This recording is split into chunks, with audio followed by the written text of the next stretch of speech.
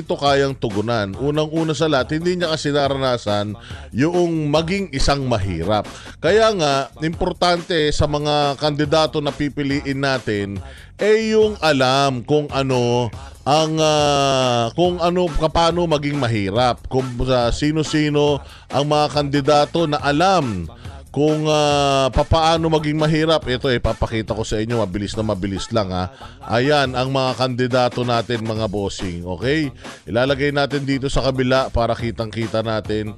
Ayan, kung makikita ninyo, ito si Jimmy Bondoc. Ito, laki to sa laki to sa hirap. Hindi naman sila yung sobrang hirap, pero ito, nagtrabaho ito si Jimmy Bondoc sa PAGCOR. At naging successful si Jimmy Bondoc at ang kanyang opisina noong panahon ng pandemya. Talagang alam ni Jimmy Bondoc kung papaano yung talagang tulong na kailangan ng mga tao. Ito si De La Rosa, ganun din. Si De La Rosa po ay galing to sa hirap. Talagang naghirap ito, nagsimula ito, na nagbubukid ito, nagta-tricycle, ang daming pinagdaanan nito bago ito maging isang matinong leader. Kaya nga, naging matinong leader ito si Bato de la Rosa, mga bossing, kasi nga dumaan siya sa hirap. Naranasan niya kung papaano yung hirap ng buhay, kaya nung umangat siya, nagamit niya itong kanyang experience bilang isang kung papaano maging isang magaling na leader. And pulis ito, malaki ang naitulong nito sa kampanya ni Pangulong Duterte laban sa illegal na droga. Ito naman si Bongo, ay siyempre naman Mr. Malasakit Center. Wala na tayong pag-uusapan pagdating kay Bongo. Bongo is a complete package. Kasi little president ito, little mayor ito. So, ang serbisyo nito, mala Duterte. Kaya rin ito naging successful kasi nga, ang sinundan niyang klase ng leadership kay Pangulong Duterte. Ito si JV Hinlo, ganun din. Nagsimula din ito sa baba. Ito po ay iginapang din niya ang kanyang sarili. Hindi naman ito galing sa isang malaki at marangyang pamilya, pero abogado ito. At mula sa ibaba, talagang pinaghirapan niya yung kanyang karerang umangat ng umangat hanggang sa magsilbi siya sa gobyerno natin. And same goes with Lambino. Si Lambino ay isang magsasaka, isang anak ng magsasaka, at hanggang ngayon ay involved pa din sa agrikultura. Kaya malaki ang may tutulong nito ni Lambino sa ating agrikultura dahil hanggang ngayon nandoon pa rin siya, bagamat batikang abogado ito, bagamat sikat na abogado ito at nagsilbi rin ito sa gobyerno, mahusay na tao ito at sigurado tayong ito yung mga kandidato na ang tagal na sa gobyerno pero hindi mo naririnig masyado yung mga pangalan kasi nga hindi sila epal. Parehas din yan si JV Hinlo. Si JV Hinlo ay nagtrabaho sa I think naging boss siya ni Greco Bellica sa presidential anti-corruption yung PACC. Kasama ni Greco Bellica. And si Lambino naman, nagsilbi rin yan sa administrasyon ni Gloria Macapagal-Arroyo. Kaya nga yung isang kaso ni Gloria Macapagal-Arroyo, sikat siya yung naging abogado ron. Yun yung jurisprudence diyan sa Supreme Court na Lambino case, siya yun. Si Dr. Mata naman, mga bossing, sabi ko nga sa inyo, kompletong-kompleto tayo. Meron tayong pulis, meron tayong mga abogado. Ito si Mata ay isang doktor. Yan po ay tiga Davao. At yan din po ay nagsimula sa pinakababa. Yan po ay naging doktor ng mga Duterte. And syempre kapag dikit sa mga Duterte, alam natin na malinis ang puso at malinis ang hangarin yan. Si Dr. Mata po ay personal na pinili ni Doc Willie Ong para humalili sa kanya. Actually, idol din niya si Doc Willie Ong, kaya nga ito nagbibigay ng mga konsultasyon libre sa social media, nagbibigay ng kanyang nagsishare ng kanyang kaalaman sa medisina para at least maging aware tayo kung ano yung mga, parang si Doc Willie nga, pero ang kagandahan dito kay Dr. Mata talaga, napakalaki ng followings nito at sumikat na rin ito sa mundo ng politika bilang isang political commentator. So involved ito sa politics at the same time ito isang doktor na makakatulong sa sektor ng medisina sa ating bayang Pilipinas. Alam naman natin yung healthcare system natin palpak, bagamat malaki ang naiambag ni Senator Bongo, pero may pagkukulang pa. Kailangan ng isang magaling na doktor diyan sa Senado para talagang maging okay yung ating healthcare system. Alam po ba ninyo na noong panahon na may senador tayong doktor, si Flavier, naging maganda ang healthcare system sa Pilipinas. So it's about time na bumalik ang isang doktor na talagang alam yung field ng yung medical field para mas mabigyan tayo ng magandang serbisyo medikal. And pangarap ni Dr. Mata na yung kanyang specialization, yung kanyang profesyon ay ma-share niya sa taong bayan ng libre. Ito naman si Rodante Marcoleta, number 38, matindi ito. Oo, ito ang talagang sumusunod sa batas. Ito yung talagang congressman na matapang na kahit na lahat na pabor sa impeachment ni VP Sara, kahit na lahat ay pabor sa pag-revoke ng franchise ng SMNI, kahit na lahat ay halos binabayaran na para gumawa ng mga dirty works nitong ating kamera. Ito si Marcoleta, hindi ito nagpatakot, hindi ito nagpabuli, hindi ito nagpabraso, hindi ito sumabay sa agos. Wala siyang pakialam kung maubusan siya ng budget, tanggalin siya sa mga komite dahil sa kanyang posisyon na laging batas lang yung susundin. Hindi importante sa kanya, nang importante sa kanya yung mandato niya bilang isang congressman, which is gumawa ng mga batas at sumunod sa rule of law ay magawa niya. Yun nga ang naging kapalit noon, na-outcast siya dyan sa Congress. Pero wala siyang pakialam. Kailangan natin sa Senado. Si Rodriguez naman po, napakatalino, napakagaling, isang abogado, maisog, napakahusay. Alam niyan kung papaano ang pamamalakad sa gobyerno. Actually, napakalaki na naitulong dito sa pagkapanalo ni Bongbong Marcos. Isa ito sa mga nambudol sa atin, pero bumabawi para sa kapakanan ng bayang Pilipinas. Kasi lahat naman tayo sa lahat, kahit yung mga nasa gobyerno, lahat naman yan gustong tumulong sa pamahalaan. Si Rodriguez gusto niya na tumulong sa pamahalaan, kaya lang ang problema, napunta siya dun sa team kung saan mas gustong tulungan yung mga cronies nila, yung mga kasamahan nila, kasapakat nila at mga kaibigan nila kaysa magsilbi sa taong bayan. So yun yung pinaka masaklap sa lahat at gustong baguhin ni Rodriguez yan at gustong ipakita ni Rodriguez sa dati niyang kinaaaniban na mas magaling siya sa kanila. Abogado ito, maisog, matapang, personal na nirekomenda ni Pangulong Duterte, bagamat siya ay hindi taga PDP laban. Ito ay para na sa bayang Pilipinas. Ito naman si Philip Salvador, mahusay din ito. Ito dapat noon pa pinatatakbo, pero ang sabi niya hindi muna kasi ayaw kong pumunta sa isang larangan na hindi ko kabisado. Kaya sa loob ng 6 na taon wala siyang ginawa kundi mag-aral. Sumama kay Bongo para malaman kung papaano ang serbisyo at ang totoong serbisyo. And personal din itong inirekomenda ni Pangulong Duterte at ito po ay miyembro ng PDP.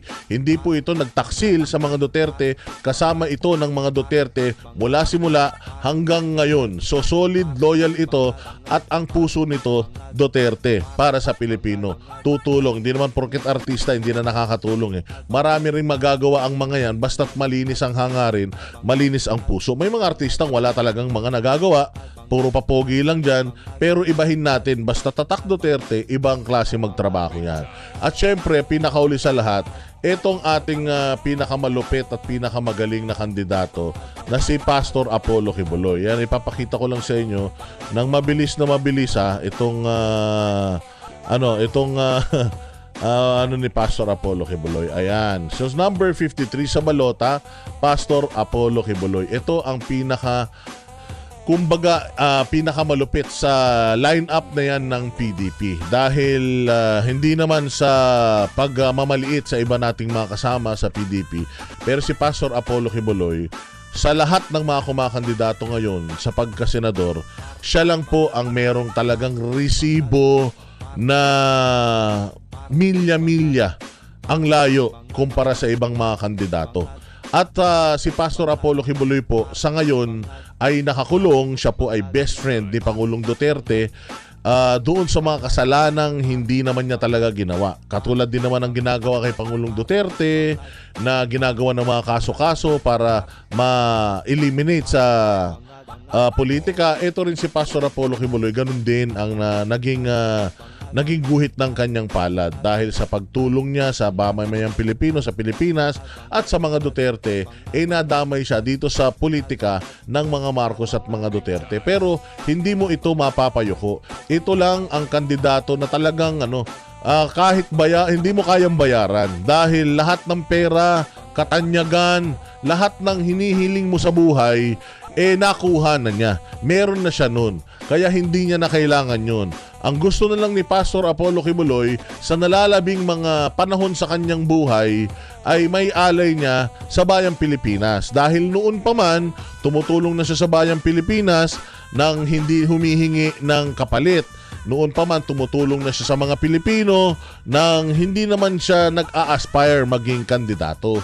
Kaya lang dahil sa mga sitwasyon na nangyari sa kanya, na ultimong mga politiko na tinutulungan niya at mga natulungan niya, nag-traitor sa kanya. Kaya ngayon, papasok siya sa politika para linisin ang politika. Kasi noon, yung mga politiko, napakataas ng standards yan.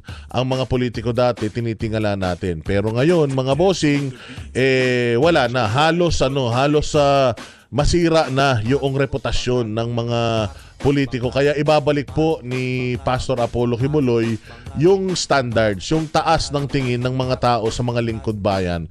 At ipakikita po ni Pastor Apollo Kibuloy kung papaano ang totoong paglilingkod sa bayan. Kasi alam naman natin, si Pastor Apollo Kibuloy ay naglingkod at naglilingkod sa KOJC na kahit na siya ang pinuno nito, siya ay patuloy na naglilingkod. Ni isa sa mga properties ng KOJC, walang nakapangalan sa kanya. Lahat ng hirap pagpupunyagi ng bawat miyembro ng KOJC, lahat sila nakikinabang. At lahat ng yan ay dahil sa napakalinis na puso, napakagandang adhikain ni Pastor Apollo Kibuloy. Zero corruption, death penalty para sa mga corrupt na opisyal ng gobyerno. Yan po ang kanyang isusulong. Ayaw pa ba naman natin yan? Hindi ba? Napakaganda ng ng mga adhikain na yan. And that being said, gusto lang nating malaman at makita ano na ba ang totoong survey ngayon na nangyayari, ano ba ang laro ng politika, nasa na ba tayo, sino na ba nangunguna. Kasi yung mga survey na nakikita natin, mga bossing, dyan sa mainstream media, puros mind conditioning yan. Gusto nilang palabasin na aside from Bongo and Bato, sila lang yung pwedeng pumasok. So wag nyo nang sayangin yung boto ninyo doon sa ibang mga kandidato ng PDP. Huwag po tayong maniniwala dyan. Mind conditioning po lahat yan. Kitang-kita po natin kung gaano kalakas ang mga kandidato natin. Alam nyo ba, mga bossing, na yung napakayabang na alyansa ng bobong Pilipinas ni Marcos, alam mo ba nasasampu na lang sila? Parang ang araw-araw nalalagas sila. Ibig sabihin, walang tibay na aasahan at walang tibay na maaasahan dyan sa alyansa ng mga kawatan na yan. Dating 12 ang yayabang, kesyo yun daw kabila, hirap na hirap. Ang Team Suka daw ay hirap na hirap makabuo ng mga kandidato. Samantalang sila kompleto. Ayun, nakompleto nga nila. Puro naman sila mga tarantado. O nakita mo ngayon, ilan na lang sila. Unang nalagas, kapatid pa mismo. Mantakin mo kapatid mo mismo, kalaban mo, hindi mo kayang paayunin sa'yo. Papaano mo maayos ang Pilipinas kung mismong pamilya ninyo hindi nyo maayos? Pangalawang nalagas sa kanila, ayan si Camille Villar, iniimbestigahan na ngayon yung ama. 'Di ba? Dahil diyan sa pag-i-endorso ni VP Sara, imaginein mo in-endorso lang siya ni VP Sara, biglang inimbestigahan na yung kanyang ama. si Manny Villar. So dito mo talaga makikita kung gaano kababoy ang politika netong administrasyon na ito, na lahat ng didikit sa mga Duterte kakalabanin nila. Pero unti-unti, sabi ko nga sa inyo, unti-unti yung political shift nangyayari na.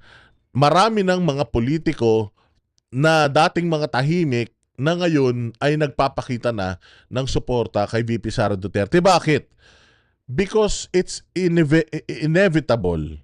Ang pagiging presidente ni VP Sara ay mangyayari kung hindi siya dadayain at kung hindi siya mai-impeach. Kaya importante itong 10 kandidato natin manalo para yung pagiging presidente ni VP Sara ay magkatotoo sa 2028. Now, ginagamit na po ni VP Sara yung I will be a president someday card. Ginagamit niya na yon. Kaya nga nagpupunta na siya sa mga distrito, sa mga bayan-bayan at ipinararamdam niya na sa mga local governments doon kung gaano ako kamahal ng tao. Hindi ninyo mapipigilan kung noon hindi pa ako ready maging presidente, hindi ako nagpresidente kahit na gusto nyo. Ngayon, ready na ako. And alam nyo ba kung bakit ako naging ready? Dahil sa kahayupan ninyo. Someday, I will be president and someday, sisingiling ko kayong lahat. Yun ang ginagawa at ipinakikita ni VP Sara ngayon. Tulungan natin siya. Isa lang ang dapat nating gawin bawat Pilipino, pumunta sa presinto, sa botohan, iboto natin yung Duterte. Yung 10 kandidato ni Duterte, iboto natin. Pag lumabas yan, hindi mai-impeach si VP Sara. Maniwala kayo. Iiwanan yan si Bongbong Marcos ng lahat ng kung sino man ang mga financier niyan, sino man ang mga nakadikit dyan, kung sino man ang mga bumubuyo dyan, iiwanan siya lahat niyan. Dahil ito na yung huling stretch ng huling kalahati ng kanyang panunungkulan, pababa na yan. At hindi naman nila mapapataas ang rating ni Tambaloslos. Kaya itong si VP Sara ay unti-unti na yan lalakas. Basta hindi yan ma-impeach, maniwala kayo sa hindi. Hindi na natin aantayin yung 3 taon pa. Dahil sigurado ako, maglilinis ng trabaho yung mga nasa gobyerno. Kasi alam nga nila na yung uupo sa 2028, 6 na taon silang hahabulin. Kaya mag-iingat yung mga nasa Kongreso, nasa Senado, lalong-lalo na yung administrasyon ngayon. Mag-iingat yung mga yan because alam nila na itong si VP Sara mas matindi pa ito kaysa sa kanyang tatay. So, importante yan mga bossing na itong si Inday Sara nagpapakita ng kanyang pangil ngayon, and then tayo naman gagampanan natin yung ating tungkulin, ibibigay natin kay VP Sara yung boto na kailangan niya sa Senado. At the same time, hindi lang yung boto na kailangan niya sa Senado. Etong mga senador natin, magsisilbi ng tapat at ng tama ito. Mga bago ito. Hindi ito mga magnanakaw. At sabi ko nga sa inyo, itong mga kasamahan ni Pastor Apollo Kibuloy, nangako si Pastor Apollo Kibuloy sa amin na kahit nakasama niya, kung sakaling itong mga kasama niya ay baguhin ng politika, ma-impluwensyahan ng politika at maging mga trapo, siya mismo ang mag-e-expose sa kanila. Kaya importante makapasok si Pastor Kibuloy, importante makapasok itong 10 ito para bumalik yung balance sa gobyerno. Kasi makikita naman natin, ang pamahalaan ngayon ay hindi na nakikinig kahit sa hustisya. O hindi ba? Nakita natin yung sususpend kay Gwen, pero hindi sinusunod ni Gwen, tapos parang tinatangkilik pa ng presidente natin. So kailangan baguhin na natin yan at nasa kamay natin yung pagbabago sa May 12. Kailangan nating iboto yung mga kandidato na talaga namang makakatulong para sa bayang Pilipinas. At nangunguna po ang ating mga kandidato sa isang survey Labanan natin yung peking survey nila, ipakita natin yung tamang survey. Ito po yung tamang survey, mga bossing. Magbabatayan ang pinakabagong survey ng Archlight. Samantala, ang trust ratings naman ni Bongbong Marcos Jr. ay bumaba batay sa latest survey ng Okta Research. Dahil daw dito, minadali ang pagbebenta ng bigas sa mas murang halaga. Si Margot Gonzalez sa balita. Mahigit isang linggo na lang ay halala na at magkakaroon na ng mga bagong leader ang bansa. Mula sa pagkasenador hanggang sa mga lokal na posisyon. At kung pagbabatayan ang mga pinakabagong survey, unti-unti nang lumilinaw kung sino ang mga posibleng ihahalal na mga Pilipino sa Mayo 12. Sa pinakabagong pa-survey ng social media page na Archlight, pumangalawa sa pagkasenador ang KOGC leader na si Pastor Apollo Kibuloy. Batay sa Facebook post ng Archlight, 810,000 votes ang nalikom nila mula sa lahat ng kanilang platforms at 64 na kandidato ang pinagpilian mula sa tanong na sino ang iboboto mong senador. Base sa survey results, nakakuha ng 85,921 na boto si Pastor Kibuloy, kaya't lumalabas sa top 2 choice ang butihing pastor ng mga Pilipino. Top 1 naman si Senator Christopher Bongo, habang top 3 si Senator Bato de la Rosa. Samantalang Okta Research na isa sa mga kilalang survey firm sa bansa ay nagsabing nagkaroon ng decline o pagbaba sa trust ratings ni Bongbong Marcos Jr. Dala ni Marcos Jr. ang mga kandidato sa ilalim ng alyansa para sa bagong Pilipinas. Siyempre sa ating mga kababayan. Ayan, so dyan makikita nyo mga bossing, sinasabi nitong Okta Research na talaga bumaba, and the reason and of course the reason why yung kanyang pagtatraidor sa bayang Pilipinas. Kupal traidor talagang hayop. Kaya bumaba talaga. And dahil dyan, kita mo naman, bigla nilang ibinaba yung presyo ng bigas, bigla nilang tinupad yung kanilang pangarap. Tinan mo, kaya nyo naman palang tuparin. Bakit hindi pa noon? Bakit kayo? Ibig sabihin, talagang manluloko itong si Bongbong Marcos. Ibig sabihin, talagang mga mga sinungaling etong mga to. 10 ng kanyang mga kandidato. Bakit mo pa iboboto yung mga kandidato na tinatangkilik yung ganitong klase ng mga gawain? Kung mismong si Bongbong Marcos nga walang sense of urgency. At sinasabi pa ng kanyang mga kandidato na ito daw 20 pesos na kilo ng bigas too late, kumbaga parang better late than never. Ibig sabihin, etong mga kupal na ito, hindi talaga magtatrabaho ng mabilis ito. Itong mga ito, pag nanalo, uupo lang yan dyan. And then gagawa ng 1, 2 batas siguro na hindi naman importante sa atin para lang masabi na may nagawa sila. Pero ganyan lang gagawin ng mga yan. Mananatili sa kapangyarihan, 2 termino na naman, 12 taon na naman yan. Wala mangyayari sa bayan natin kapag gaganyan. And ito na nga, sinasabi na nga ng Okta na kaya sila nag-roll out noong 20 pesos na kilo ng bigas. O kita mo, hindi ba? Hindi pinayagan yan ng COMELEC. Nag-ingay tayo. Bakit nyo papayagan yan? Ano yan? Vote buying yan. Anong ginawa ng COMELEC? Pinigil. Pero alam nyo ba kung bakit pinigil ng COMELEC to? Ito lang kasi yan Nag-ingay lang sila na kaya nilang gawin at ginawa, kaya lang pinigilan. Yan ang play nila. Kaya namin gawin, ginawa namin 20, kaya lang pinigilan. Para magmukha silang mabango. Pero sa katotohanan, hindi nila talaga kayang i-sustain yan. Hindi talaga sustainable. Kasi bilyon-bilyon pera ng Pilipino, taxpayers money, ang mauubos dahil lang dyan sa 20 pesos na kilo ng bigas. Hindi sa ayaw natin ng 20 pesos na kilo ng bigas. Gusto natin yan. Pero dapat, yan talaga yung natural na presyo niya. Nagigets ninyo? Hindi yung artificial. Kasi, ang pangloloko kasi ito, sinasabi nila sa tao na 20 pesos na kilo ng bigas, pero ang hindi alam ng tao na gumagastos at gumastos ang gobyerno, baka marami sa atin hindi masyado nakakaintindi nung salitang subsidized by government or subsidy, baka maraming hindi nakakaintindi nun. Pero ang ibig sabihin nun, sa bawat 1 kilong bigas na binibili mo, gumagastos ang gobyerno. Binili nila ng mahal, binibenta nila ng mura. Therefore, lugi ang mga Pilipino. Bakit lugi ang Pilipino? Kasi ang gobyerno ay Pilipinas. At ang Pilipinas ay Pilipino. Lugi ang Pilipino kasi imbes na yung pera na ginagastos natin para masubsidize yung bigas na 20 pesos na yan, napupunta sana sa healthcare, napupunta sana sa mga kalsada, napupunta sana sa mga ospital, eskwelahan, paaralan, at kung saan-saan pang pinaka-importante, masemento sana yung mga hindi pa nasisementong mga lugar sa mga kanayunan, napupunta dyan sa bigas. dahil gusto lang nilang manalo sa eleksyon.